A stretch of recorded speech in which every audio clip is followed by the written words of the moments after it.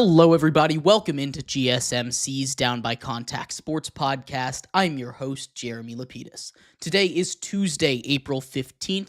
Hope everybody's having a great day so far. Today is a big day. We have a lot to get into around the NFL draft that is now less than 10 days away, 9 days to be specific. We'll get into the Saints quarterback situation with Derek Carr now potentially out for the rest of the season with a shoulder issue. We'll talk about what the Saints might do there, as well as updates for the quarterback class this year. Travis Hunter said he won't play football if teams don't let him play both ways. A potential trade out of Miami with Jalen Ramsey and maybe Tyreek Hill next. And then a little bit of a look at what's going on with the NHL playoff races, as the season has just 1 or 2 games left to be played for each and every single team.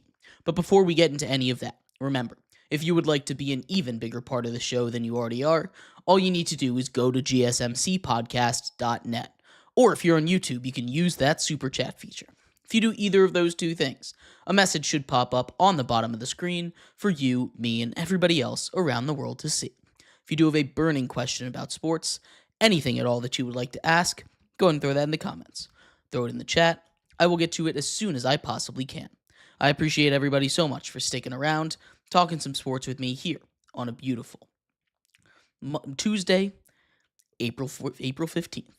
But like I was saying, we are going to get into a little bit here what's going on with the Saints quarterback situation. The Saints, of course, came into this offseason expecting to have 2 more years of Derek Carr. He signed a 4-year deal 2 years ago. He's got 2 years left on the contract. They were in not a great cap situation, so they went and restructured the deal. It's going to be a huge cap hit next season, so it's kind of hard to move off of him. Because of that, they were seemingly moving forward with Derek Carr as their quarterback. News came out last Friday that he was potentially going to have surgery on his shoulder, holding him out all season.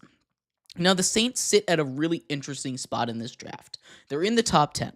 They're picking 9th overall in this draft, so they have a lot of options. They can go out and get one of those quarterbacks in this draft. They can draft one of those guys at the top. Cam Ward, I think, is probably going to be off the board at number 1 overall to the Titans. I feel like that's about a done deal. But outside of that, no idea where these quarterbacks are going to go, right? You have 3 quarterbacks, potentially 4 if you're going to listen to all the reporting, that have had some first-round buzz. We're talking Shedeur Sanders, Jackson Dart, Jalen Milroe, and Tyler Shuck out of Louisville. These are the guys that have had any kind of first-round buzz. I'm going to lower that list down to just 3 guys. Shedeur, Jackson Dart, and Jalen Milroe are the 3 that I think have a real chance of really going in that first round. Maybe a couple of other guys will outside of Cam Ward, but we will have to see. So where are their options there? Shedeur Sanders seems like QB2 on most people's mocks. No reason not to have him there. He's a guy that has proven successful. He's got really good accuracy, and he should be there at 9. The one thing with the Saints is they were going into this season not really expecting to draft a quarterback. Right now behind him, they're dealing with Spencer Rattler, who stepped in and played a couple of okay games last season for them when Derek Carr went down. But outside of him, it's not really what you want, with new head coach Kellen Moore being probably at the start of a rebuild or a restructure at a minimum with the cap situation that they're in. So that takes away one of their options, which is sign Aaron Rodgers. Right? Aaron Rodgers is still out there. He hasn't committed to playing for the Steelers, which is basically a done deal at this point. But now the Saints are open, and maybe he wants to go play for the Saints. I doubt he wants to go down to the Bayou and play there, but that is still an option that is open for him if he does decide, hey, I don't want to go to the Steelers. That's not a move for me. This is a place he could start, which is huge, but I just don't think he's going to have the kind of money the Saints are to convince Aaron Rodgers to come play football with them, or the personnel kind of success expectation that the Saints are going to have. I think Aaron Rodgers wants to go out and win football games at the end of his career. So I don't really think that one is an option, although that is something to keep in the back of your mind. The other one you can take a look at is trading for a quarterback. There are plenty of quarterbacks out there that are rumored for trade. The big one that a lot of people are throwing out there is Kirk Cousins. Now, Kirk Cousins, with the Atlanta Falcons, I expect him to be moved post-June 1. But again, with the cap situation that the Saints are in, it's just not going to be a good spot for them, right? Kirk Cousins has a massive contract, right? He has $100 million guaranteed. That cap hit is going to be huge. You don't want to be putting $120 million towards two different quarterbacks in 1 year, right? And that makes it really tough for Kirk Cousins to be that guy for the Saints. So that kind of puts us back where we started. At the draft. At pick number 9, there's a real chance that they're going to have their pick of QB2, who they want. With all the reports being that 1, 2, 3 in this draft basically locked up, being Cam Ward, Travis Hunter at 2 to the Browns, and then Abdul Carter at 3 to the Giants. That is basically how I expect the top 3 picks to go. I don't think that's going to change. Even if there is a trade, I expect those to be the top 3 picks. So then outside of that, who might take a quarterback, right? We look at the draft order. At 4, you have the Patriots. They're not going to take a quarterback. Again, potential for trade. The way that there hasn't been a trade yet, I don't expect there to be any trades, so I wouldn't count on it. At 5, you have the Jags. They've got Trevor Lawrence. They're not going to take a quarterback. Sitting there at 6, you've got the Raiders, who just traded for Geno Smith. They're not going to take a quarterback. 7, again, the same story. They moved off of Aaron Rodgers, signed Justin Fields. There's a chance that they draft a quarterback, but I don't really see that one happening, especially when this is a team that still has a couple of other needs and a new coach that just brought in a new quarterback.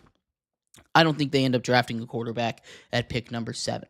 Pick 8 is the Panthers. They have Bryce Young, not going to draft a quarterback. So there you have it at 9. Shedeur Sanders most likely is going to be available. So is Jackson Dart. So is Jalen Milroe. You have to talk about where he might go because Shedeur Sanders is slipping right now on draft boards. Shedeur Sanders is a guy that came in, projected number 2 overall draft pick at the beginning of all of this. Mel Kiper has said he's the best quarterback in this class. I think he's crazy for that. I think it's clearly Cam Ward. But it's not just Shedeur Sanders is the guy, no reason to check anything else. There's a bunch of other questions. Some people really like Jackson Dart out of Ole Miss. Jackson Dart has a big arm, but he does have a couple of accuracy issues. He hasn't been the best at decision-making, which is stuff kind of the opposite of Shedeur Sanders, right? Shedeur Sanders is really good with accuracy, really good with decision-making, but he just doesn't have super strong of an arm, and he's not a great athlete. Jackson Dart, basically the polar opposite of Shedeur Sanders. Same thing with Jalen Milroe. Jalen Milroe is a guy that I really like. His comp for me is Colin Kaepernick. I think a big physical runner, a guy that can throw the ball like nobody's business, struggles with accuracy a little bit, very toolsy, but if you can get him right, maybe the Saints can do it. He's a guy that could turn into a Josh Allen. That's the kind of comp that you're looking at for Jalen Milroe. He's going to be a beast. He's very similar again. These all kind of the same guys. Colin Kaepernick. Colin Kaepernick is the middle option. Anthony Richardson is the floor option. And then you've got, of course, Josh Allen at the top of that. I think that's the kind of attributes we're putting towards Jalen Milroe. And Jalen Milroe is a kind of guy that maybe the Saints want to take a risk on. Maybe they decide they want him at 9. He's being invited to the draft. He's going to be there in Green Bay. But I think what the Saints are going to do most likely is draft a quarterback. You can't go into this season with a new head coach relying on a backup quarterback. This is supposed to be a new era of Saints football. What better way to start it than have a rookie come in and take the reins and start over with this Saints team that desperately needs to rebuild, regardless of how good or how bad this goes. I think they need to go out and get a quarterback. Shedeur Sanders, most likely the guy, but dark horse candidates there. Jackson Dart, Jalen Milroe, they've got a real shot to get drafted at number 9. Potentially now we get to see more people go in the top 10. Quarterback's always the star of the show, but that is one pick to watch when we get closer and closer to draft time, because that is one that truly is up in the air. The Saints really could go in any direction. 9 days to the draft, that's a massive story. But I'd love to hear your thoughts. Who do you think the Saints grab? Do they grab a quarterback at all? Are they going to trade for Kirk Cousins, sign Aaron Rodgers? What do they do at quarterback now that Derek Carr is no longer going to be healthy? I'd love to hear your thoughts. We're going to take a quick break, though. When we come back, we turn our attention over to another draft prospect. Travis Hunter came out today and he said that he would quit football if he wasn't allowed to be a two-way player in the NFL. A pretty strong mention to whoever drafts him. We'll see how that goes coming up next here on GSMC's Down by Contact Sports Podcast. I feel like I'm losing my mind. Is everybody in the world blind? Please, Lord, give me a sign, a sign. I feel like I'm losing my mind. Is everybody in the world blind? Please, Lord, give me a sign, a sign. I wanna be the greatest. Everybody on the fake shit. I look around and feel like everybody is the fakest. I make this every day and I'm impatient, hoping one day I blow up from the basement. Statement, the top is so vacant. I don't hear shit that I think is amazing. Waiting for my day when I'm playing sold out shows for 1,000 faces. Hey, give me that crown. Get in my way and to be put down. It ain't your place, all this my town. If I want that shit, then I'll get it right now. I'm losing it, the noose it fits. I'm losing shit, a stupid myth. You choose to live or choose to dip. You choose to fight or lose your grip and lose a gift. I feel like I'm losing my mind. Is everybody in the world blind? Please, Lord, give me a sign, a sign. I feel like I'm losing my mind. Is everybody in the world blind?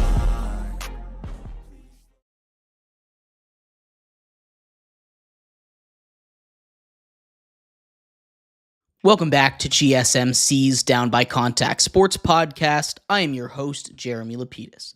If you were just tuning in, we just finished going over the Saints quarterback situation. Not a great situation for them to be in. Kind of last-minute news that Derek Carr probably not going to be able to suit up this season. Puts them in not a great position. In this segment, though, we turn our attention over to Travis Hunter. Probable top 2 pick in this draft, definite top 4 pick in this draft, superstar, two-way player, says he will quit football if an NFL team decides that he's only going to play on one side of the ball. How real is this threat? How big of a deal is it for teams now, and is this going to affect his draft stock?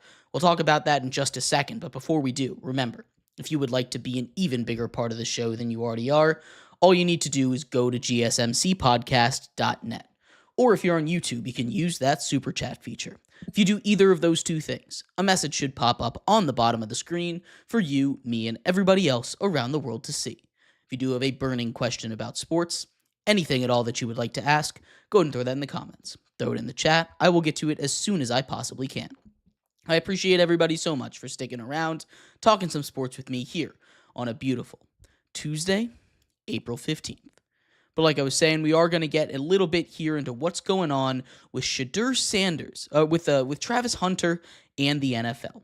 Travis Hunter, of course, like I said he will quit football, which is quite a heavy-handed threat for a guy that's going to be worth such a strong piece of real estate, really, in the NFL. A top 3 pick in the NFL draft is diamonds compared to gold for everybody else. Travis Hunter is the best player in this draft. He's both wide receiver 1 and cornerback 1 in this draft. He is that special of a talent, but is it sustainable? That's been the big question surrounding Travis Hunter. The big question with him is not, is he a good football player? Because he won the Heisman, right? No one is disputing that he is an elite football prospect, one of the craziest prospects we have seen in a very, very long time. The ability to play at this level, even at the college level, Heisman level, with both wide receiver 1 and quarterback 1 capabilities, despite it not being the strongest wide receiver or cornerback draft overall, still, he is the best one, which is a feat that will probably never be repeated, at least for a very, very long time. This is a very strong message to spend. He has been very clear on his messaging all throughout his career. In high school, he decided to play at Jackson State because he was going to be allowed to play both ways. Then he followed Deion Sanders to Colorado because Deion Sanders allows him to play both ways. That is the reason he didn't go to a Florida State. He didn't go to one of these top Power 5, Power 4 conferences immediately. He had to prove himself, and he did. He proved himself by winning the Heisman yet again, and now his messaging is once again loud and clear. Do not draft me if you're not going to play me both ways. Is this going to scare off a couple teams? I hope it doesn't. Because if this scares off teams, he wasn't worth drafting at 2 anyway, right? He's not going number 1 overall. That's still going to Cam Ward. Where we can start to have this discussion is the Browns. Now, the Browns, they need a receiver. They could also use another corner. You could never have too much on both sides. The Giants, at 3, could use both, no doubt about it. The Patriots definitely could use both. We can go down the list. The Jaguars could definitely use both, right? All of these 2 to 5 teams, you can go 6, 7, 8, whatever. You can go all the way down the list, probably down to 10 or 12. All of these teams need a wide receiver and a cornerback. If you can get one in this draft as combined, there's no reason not to at least try him out. Now, the question is, in the NFL, say the Browns draft him and they say, Travis Hunter, you can play both ways. But after 2 weeks, it's not working, right? He doesn't have his energy on his wide receiver routes, or he's not being able to be as effective of a corner because he's spending all of his energy on offense as a wide receiver, or vice versa. Or for whatever reason, he's just not as effective as a wide receiver or a corner because he's playing both sides. Now, Steve Smith, Sr., probably a future Hall of Famer, says that he needs to focus on one to be truly elite. He was at his pro day at Colorado where he instead just ran routes. He didn't do anything else but run routes. It was to show his quick twitch abilities, not routes he's really going to be running in games.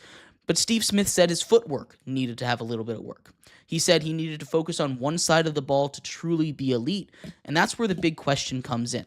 Can Travis Hunter truly be elite at both positions at the same time? Now, we've seen it work before. Obviously, Deion Sanders did it both, not full-time. We haven't seen anybody truly do it full-time. We've seen Pro Bowl caliber guys switch from one position to the other, offense to defense, while in the NFL, but we've never seen them play full-time on both sides. So this is going to be a new journey undertaken by whatever team is going to take Travis Hunter. Again, I suspect it's going to be the Browns. But it's good that he's putting this out there, because saying you will quit football is a strong message. It's a strong call, and teams are either going to accept it or have to call the bluff. And I don't think he's bluffing. Like I've said, his path through college was basically just because he wanted to take this path, play both sides at college. In the NFL, he's proved he could do it in college. There's no reason to believe that he can't do it. But I am a little scared that some of these owners are going to see this and be scared of it. But again, if you were scared of this, if you didn't want him to play both sides of the ball, you should never have drafted him in the top 3 anyway. You should have never drafted him in the first round. Or that's not true. You shouldn't have drafted him in the top 3 if he wasn't worth playing both ways. He's just a very special player, and it would be a detriment to your team if you're going to sit there and you're going to say, no, Travis Hunter, you have to pick one. I don't think he's bluffing. I don't think this is going to scare away too many teams, but this is something that I think is going to be really interesting as we get closer to the draft, after the draft really more than anything, of how teams are going to handle Travis Hunter, what it's going to look like. That's going to be a massive story, and I cannot wait to see how it goes. But I'd love to hear your thoughts. What do you think? How is it going to go? Do you think it's going to scare off any teams? Is it going to push him further down the draft board than we expect? I'd love to hear your thoughts. We're going to take a quick break. When we come back, we turn our attention back to the draft board, specifically to the quarterbacks. We'll go over the top 5 NFL quarterbacks in this year's draft. A couple honorable mentions as well, as it gets a little bit messy once you get past QB4. But we'll talk about that next, coming up here on GSMC's Down by Contact Sports Podcast. Looking for your daily fix of sports talk without having to pay for it? GSMC Sports Network is available on YouTube. Just search GSMC Sports Network. Get your fix of daily sports talk shows on YouTube, absolutely free. NFL, college football, NBA, MLB, MMA, UFC, fantasy football, and so much more. GSMC Sports Network has shows running all day long, with new sports shows starting every 2 hours. just like on your favorite cable sports channel, except GSMC Sports Network is absolutely free. Just search GSMC Sports Network on YouTube to catch one of your new favorite shows, like the GSMC College Football Podcast, Chip Shot Football Podcast, Hoops and Heels Women's Sports Podcast, GSMC Basketball Podcast, and so many more. Check it out for yourself. GSMC Sports Network, now available on YouTube absolutely free. Search GSMC Sports Network on YouTube right now.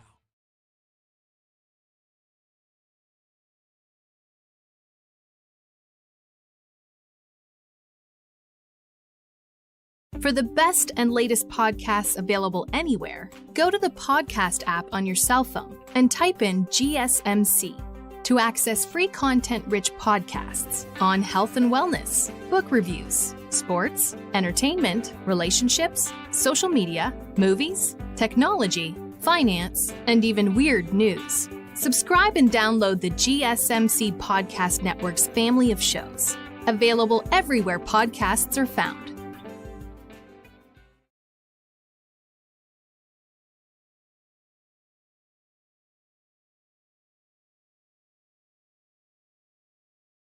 Welcome back to GSMC's Down by Contact Sports Podcast. I am your host, Jeremy Lapidus. Today is Tuesday, April 15th, if you are just tuning in. We just finished going over the news of Travis Hunter, what he had to say about playing both ways in the NFL. In this segment, we turn our attention to the quarterback class. There are a lot of quarterbacks that are kind of in a big jumble. After Cam Ward, who's next? Who's the QB2? Who's the QB3? Who's the QB5 in this class? We'll sort all that out here. Go QB, top 5 QBs with a couple honorable mentions. But before we do, remember, if you would like to be an even bigger part of the show than you already are, all you need to do is go to gsmcpodcast.net. Or if you're on YouTube, you can use that super chat feature. If you do either of those two things, a message should pop up on the bottom of the screen for you, me, and everybody else around the world to see. If you would like to be an even bigger part of if you have a burning question about sports, anything at all that you would like to ask, go ahead and throw that in the comments. Throw it in the chat. I will get to it as soon as I possibly can. I appreciate everybody so much for sticking around, talking some sports with me here on a beautiful Tuesday, April 15th. But like I was saying, we are going to get a little bit here into what's going on with the top 5 quarterbacks in the 2025 NFL Draft. Now, we're going to start at the bottom here because that's where it gets really interesting. So my QB5, before we get there, we're going to start with a couple of honorable mentions. And I think there's a real tier here. You can talk about your guys like Tyler Shuck out of Louisville. I think he's had a lot of injury issues. He's older than Trevor Lawrence right now. He's been in college forever.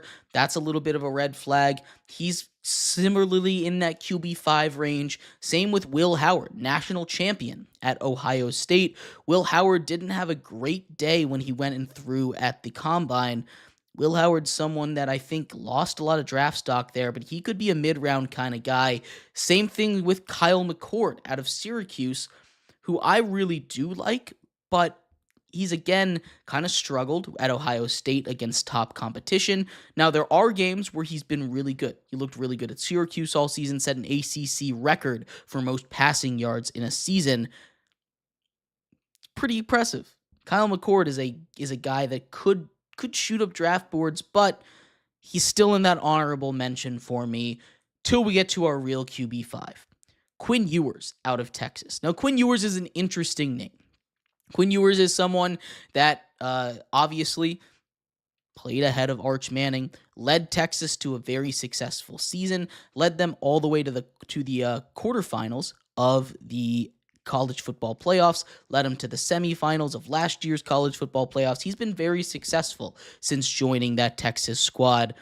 He is just a really interesting kind of prospect because Quinn Ewers isn't someone that's really going to raise your ceiling, which is kind of what you're looking for. There's plenty of floor-raising backups out there, but when you're looking at getting a guy that can be the face of your franchise, Quinn Ewers doesn't really stand out as that. But he's a safe pick, a guy that you get him in the right offense behind a good offensive line, somewhere like the Rams, somewhere with a good system, the Vikings, with good weapons. He could absolutely show out and be an excellent quarterback.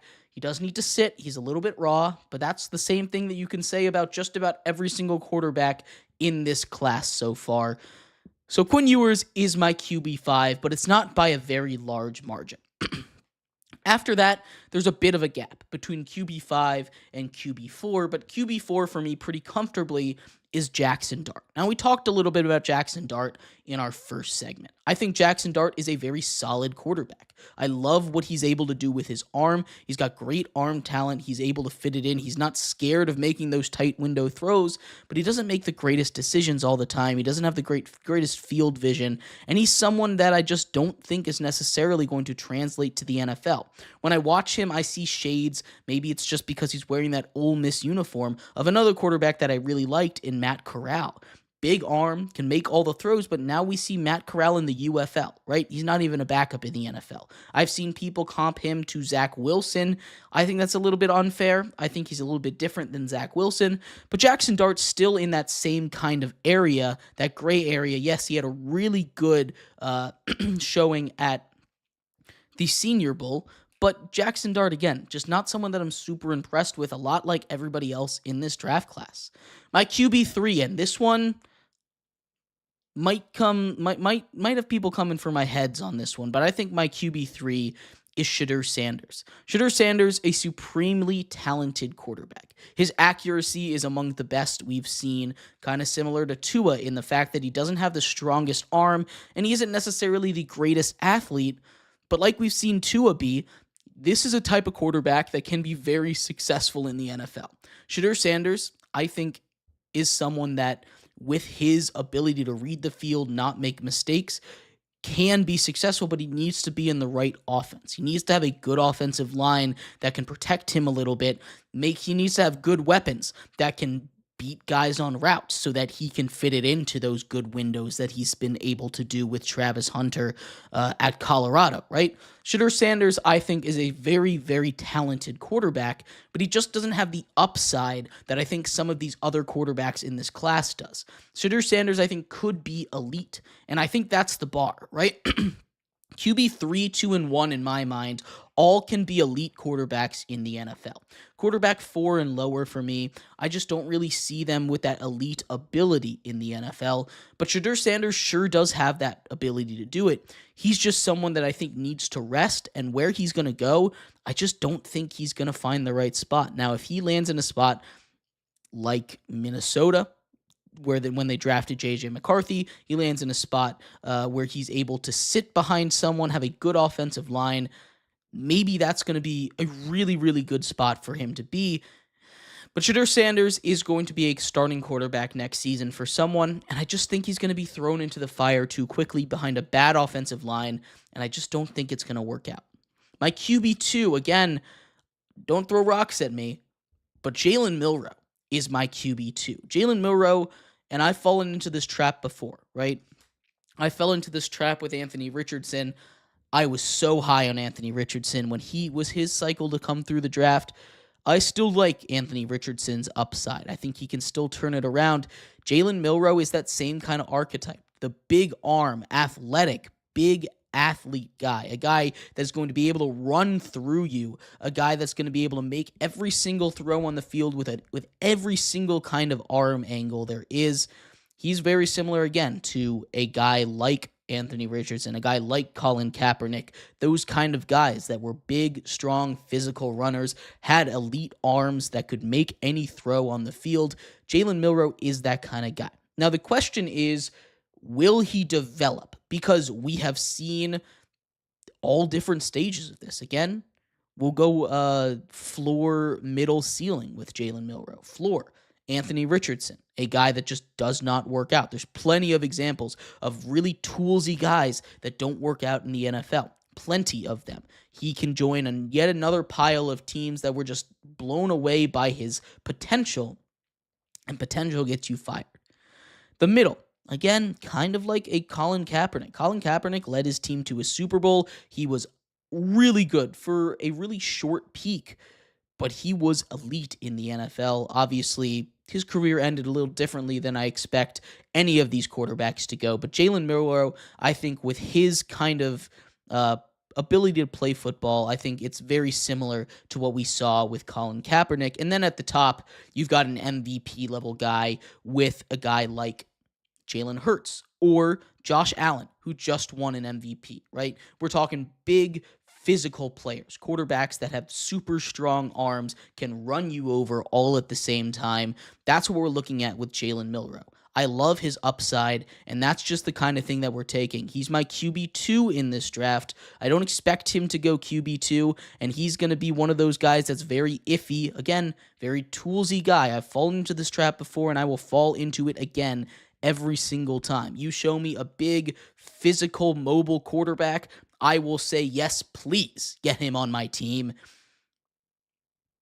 But Jalen Milroe, I truly believe, is a QB2 in this class.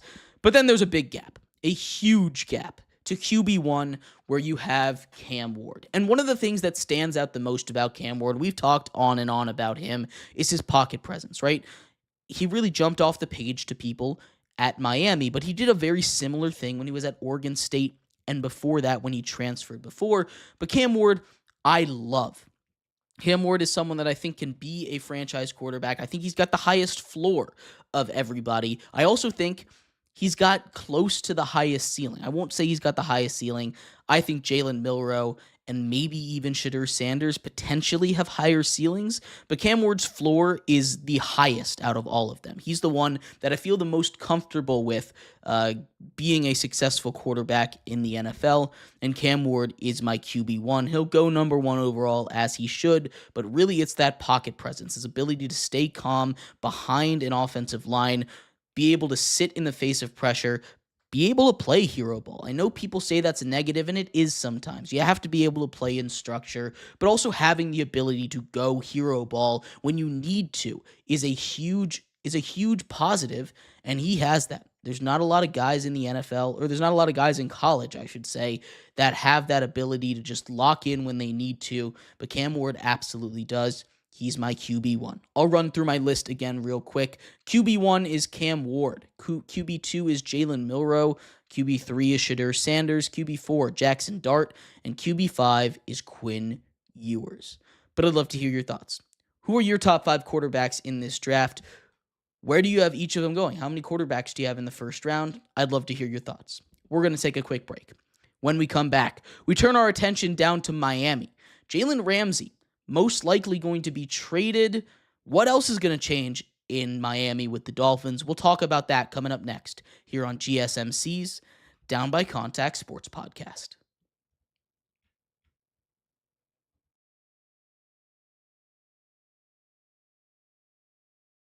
For the best and latest podcasts available anywhere, go to the podcast app on your cell phone and type in GSMC. To access free content-rich podcasts on health and wellness, book reviews, sports, entertainment, relationships, social media, movies, technology, finance, and even weird news. Subscribe and download the GSMC Podcast Network's family of shows, available everywhere podcasts are found.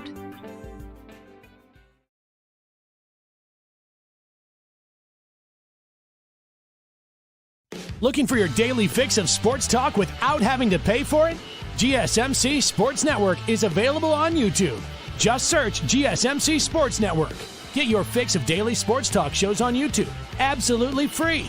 NFL, college football, NBA, MLB, MMA, UFC, fantasy football, and so much more.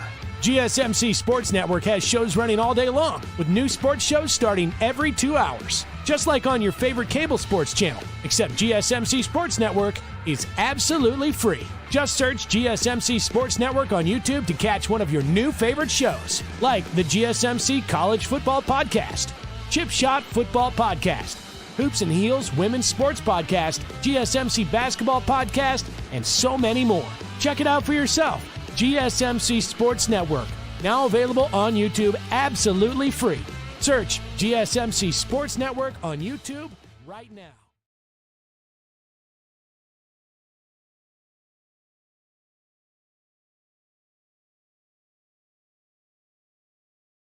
Welcome back to GSMC's Down by Contact Sports Podcast.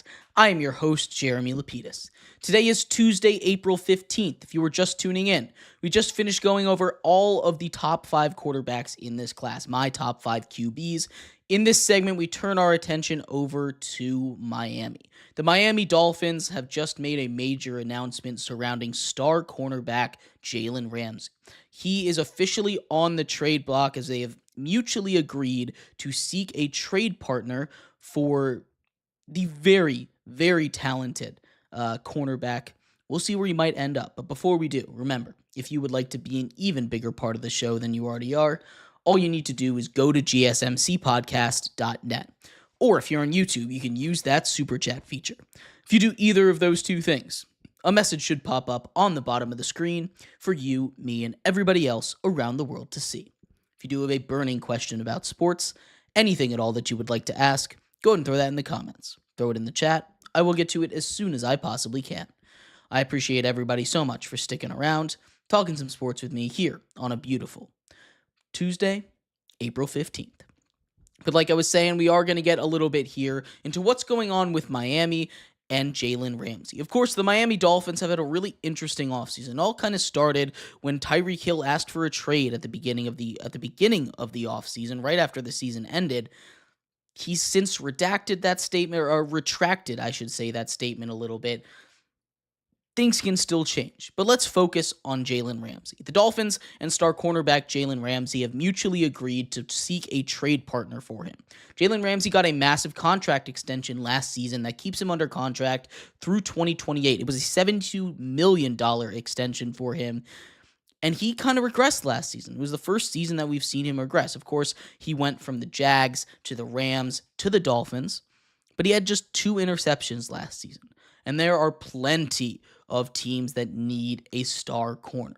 Let's just look at some of the potential playoff teams from last year that were close, teams from last year that got in, made big runs that need corners. Where might he go? I've got a list of 5 teams that I think he might end up in. We're going to start at number 5, the Detroit Lions. Now, Jalen Ramsey from Florida. And the reason I have the Lions at 5 is not because of anything that they do wrong.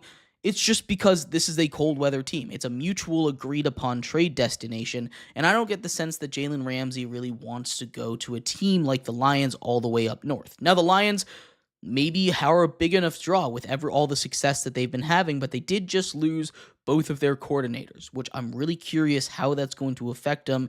It can't really be positive, I don't assume. Ben Johnson, of course, a really great offensive coordinator. Aaron Glenn, a really good defensive coordinator. That's going to hurt a lot. They went out and they brought in DJ Reed, so the need for a corner is a little bit lessened as well, so I don't know how much they're going to give up. I can't imagine the Dolphins are going to be getting a first-round pick out of this. Jalen Ramsey, a little bit older, kind of past his prime. He only had, again, 2 interceptions last season, an 83 passer rating when they were targeting him. It's just a little bit worse than what he used to. He's getting older. He just hasn't been the best. Another team that I think could move a lot for him, a couple teams that I think can move a lot for him, are the Cincinnati Bengals and the Dallas Cowboys. The Cincinnati Bengals case is pretty obvious, right? This is a Bengals team that sucked defensively. Cam Taylor-Britt was their best defender, at least in the cornerback room, and he got cooked all the time. Getting a guy like Jalen Ramsey in the room is instantly going to make that defense better, show Joe Burrow and the rest of the people of Cincinnati that they're trying to win, and it's probably only going to cost second, third round pick for him. Jalen Ramsey, you are going to have to take on that contract, which is going to be a little bit tough for the Bengals, but if they're able to finagle that a little bit, I think they'll be able to work around the cap a little bit, make sure that Jalen Ramsey's contract fits with the books, and I really think the Bengals are a team that should go pretty all in for him. The Cowboys are another one. Jerry Jones loves making these flashy moves, right? They, ahead of the draft, have been rumored to be interested in some corners, right? Trayvon Diggs has been dealing with injuries and is a little bit of not the same guy that he was before, right? You have, on the other side, more guys dealing with injuries that probably not the same. The defense was cooked last year. Everything that could have gone wrong with them kind of did go wrong with them. Getting a guy like Jalen Ramsey, adds star power, which the star on the side of the helmet. The Cowboys always kind of looking to get, America's team, as it would seem.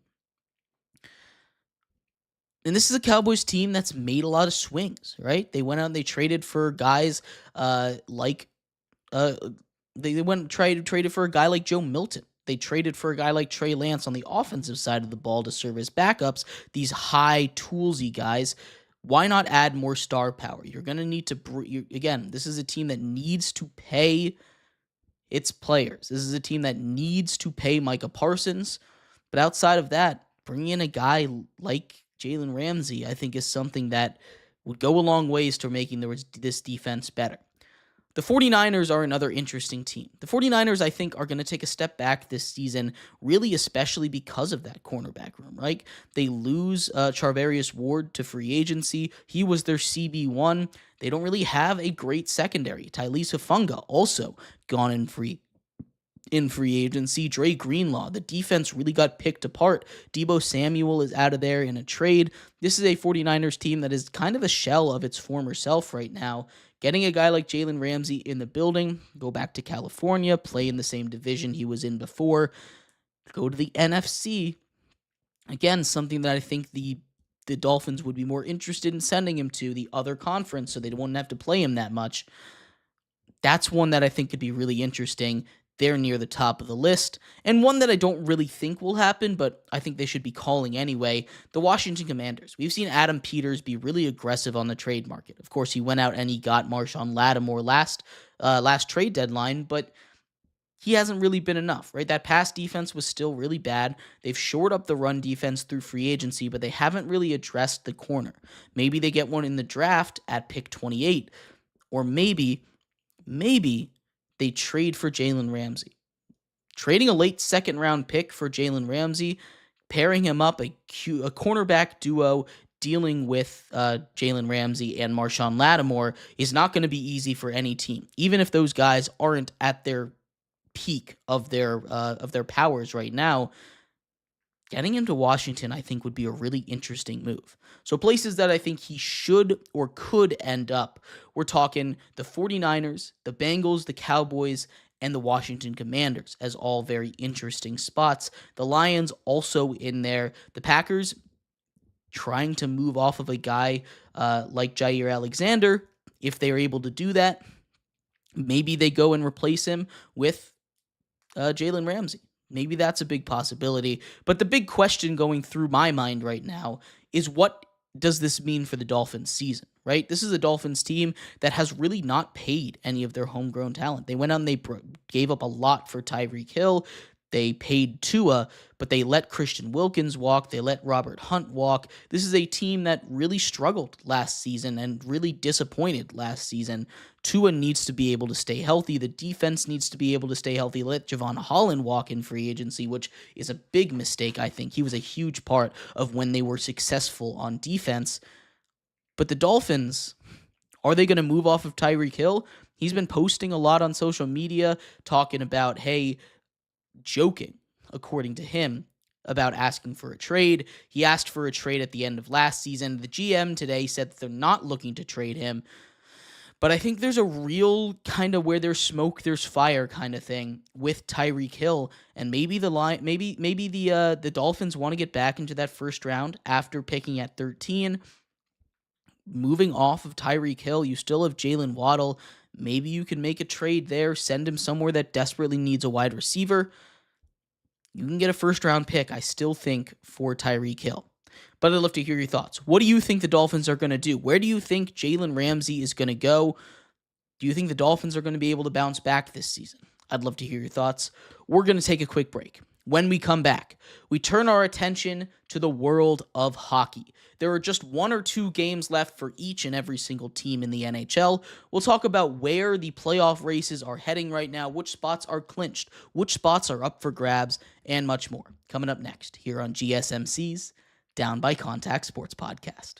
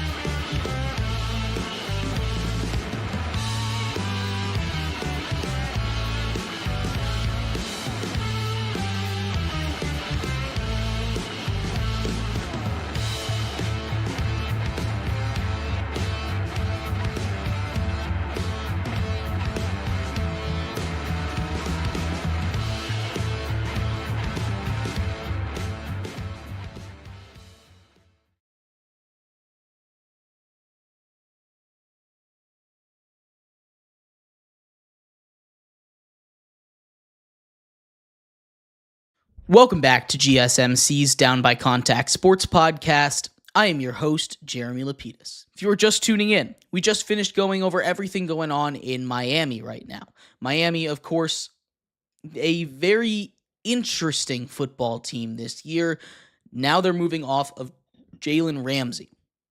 Interesting how that's going to go. But in this segment, we turn our attention to the NHL. We talked about the playoffs for the NBA. The NHL season ends on Thursday. 1 or 2 games left for each and every team. We'll talk about which playoff spots are up for grabs, what the bracket's looking like right now, and what storylines are happening as we reach the final stretches of this year. But before we do, remember, if you would like to be an even bigger part of the show than you already are, all you need to do is go to gsmcpodcast.net.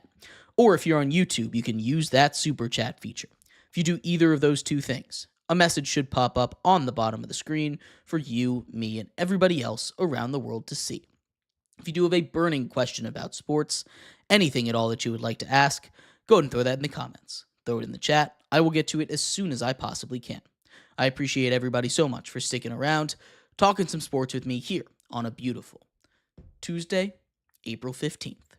But like I was saying, we are going to get into a little bit here on the NHL playoff races. We're going to start, as we always do, with an update on what's going on with the President's Trophy race. That has officially been clinched. The Winnipeg Jets have clinched their first ever President's Trophy win. That just goes to the team with the best record in the NHL. They're going to finish with around 115 points. That is incredibly impressive for a team. You're going to get a Vezina winning season once again from Connor Hellebuck, who's been just lights out all season. But the playoffs are basically set. There's a couple spots in each conference yet to be decided and some seeding that still needs to be figured out. So we'll start off with that seeding start. And starting with the East, which is a little bit more interesting than the West, in my opinion, you have 2 spots really up for grabs. One spot is just seeding, one spot is truly for the playoffs. We'll start off with the seeding. The Toronto Maple Leafs and the Tampa Bay Lightning both are fighting for the number 2 overall seed in the East. For the top of their division, those 2 teams are separated by 4 points.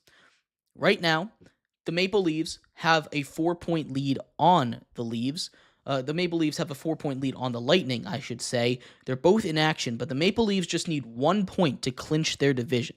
The Maple Leafs at the end of the second period are up 1-0 on the Buffalo Sabres, a game that they probably should win. The Lightning, on the other hand, are up 4-1 on the Florida Panthers, who they themselves have found themselves, they themselves will play the loser of whichever team finishes second. Most likely the Lightning. A preview of a playoff matchup today, and a really good playoff matchup. There's about 13 minutes to go in the second period there. In that one, the Lightning are absolutely dominating. But if everything holds right now, the Maple Leafs will clinch. They just need 1 point, so they just need to go to overtime in order to clinch. And right now, they are on pace to win the game. We will see. There's still a whole period left to play, but that one's basically set. The Toronto Maple Leafs should get that number 2 seed. They're going to be facing off against the Ottawa Senators in the first round, which means we're going to see Tampa Bay play Florida. That one should be really good.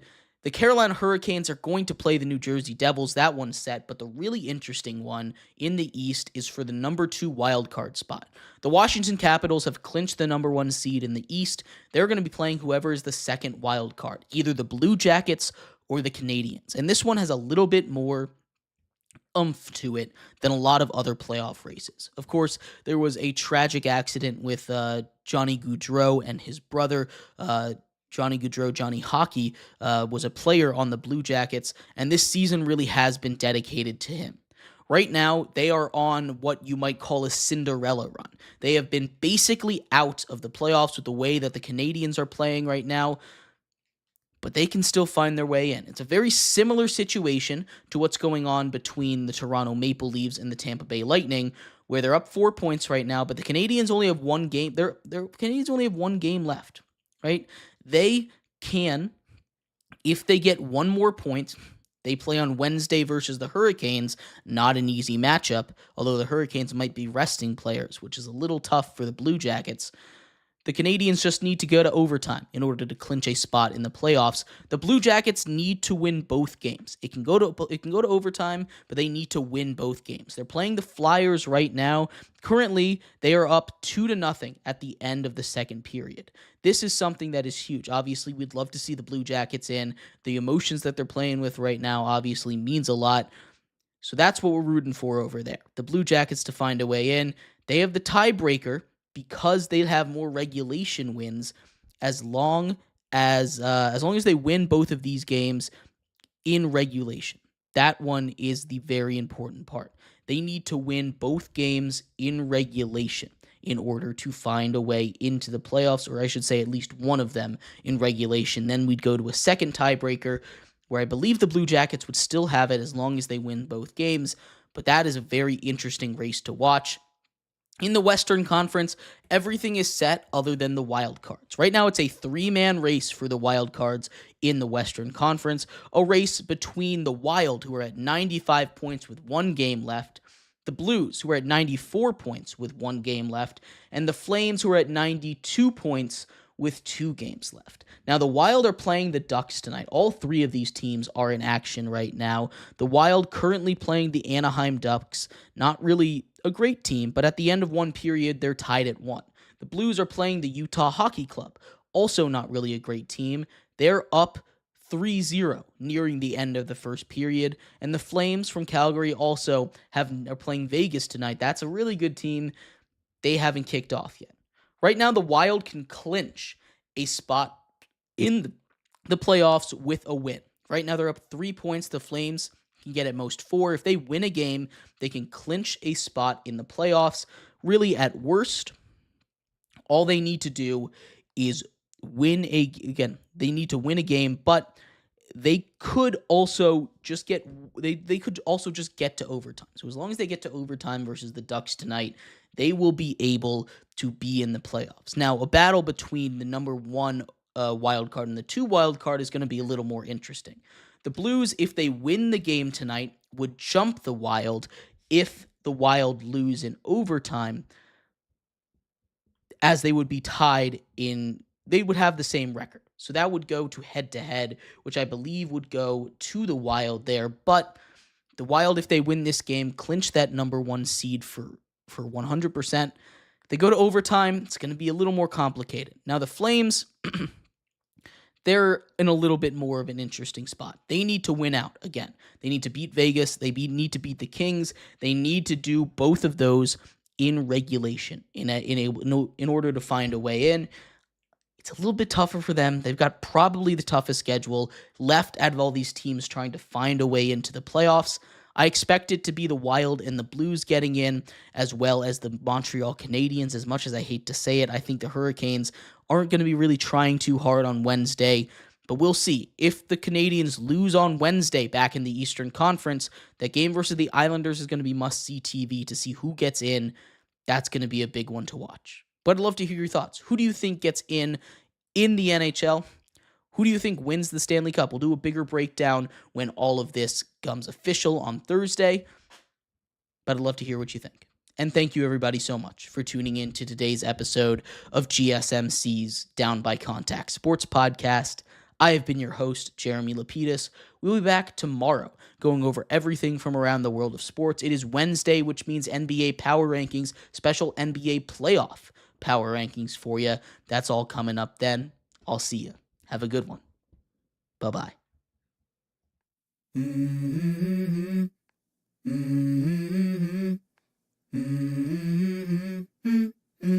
Let's go. I wake up to a little bit of drool on my pillow, feel like it's gonna be a bad day. Yeah, I'm tired of shit, and the coffee ain't hit yet, damn ain't